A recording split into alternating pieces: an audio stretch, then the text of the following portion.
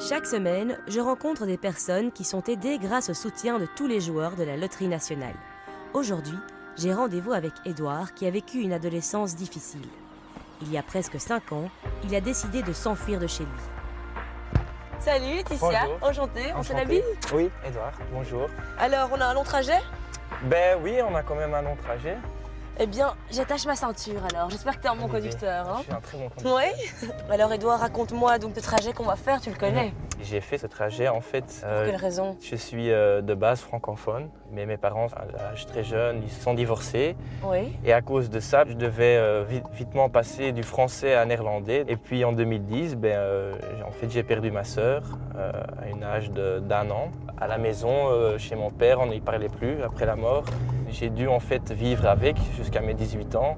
Et puis un jour, ça a éclaté et je me suis éclaté aussi. Je me suis dit, si je ne trouve pas une solution pour moi-même, pourquoi je ne cherche pas une solution pour partir de mes problèmes? Oui. Et alors là, j'ai décidé en fait de prendre ma voiture, prendre quelques affaires et de fuguer des problèmes. Les 4 jours que tu as vécu ici ont dû te paraître hyper longs. En fait, c'est peut-être très égoïste, tu penses à toi-même à ce moment-là. Oui. Tu es occupé avec tes problèmes, tu es occupé avec tout ce qui est trait émotionnellement qui s'est passé dans ton passé. Et là, je me suis dit, ici, je vais me retrouver. Je me souviens que quelque part, à cet endroit ici, j'ai fait un petit trou et j'ai laissé des choses personnelles. Des bracelets, j'avais donc les lettres de mon ex qui étaient dedans. Et puis, j'ai décidé en fait de les enterrer. Pour moi, psychologiquement, c'était enterrer le vieux Édouard. Et là, tu arrives chez toi et qu'est-ce qui se passe? En fait, je me souviens très bien, tu mets ta clé dans la porte, tu montes dans ton appartement et tu dis, voilà, je suis dans mon fauteuil, et maintenant?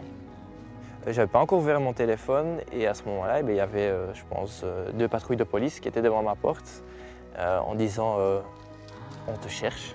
Et en fait, Chat Focus et les instants juridiques, donc la police fédérale, avaient fait un avis de recherche.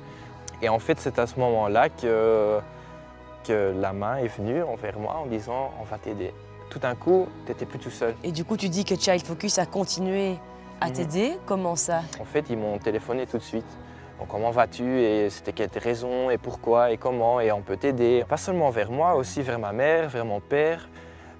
Donc ils étaient vraiment très à côté de moi. Ils ont vraiment fait quelque chose avec moi que personne d'autre sait faire. Si tu crois en toi-même et si tu crois aux choses que tu veux atteindre, tu vas savoir le faire.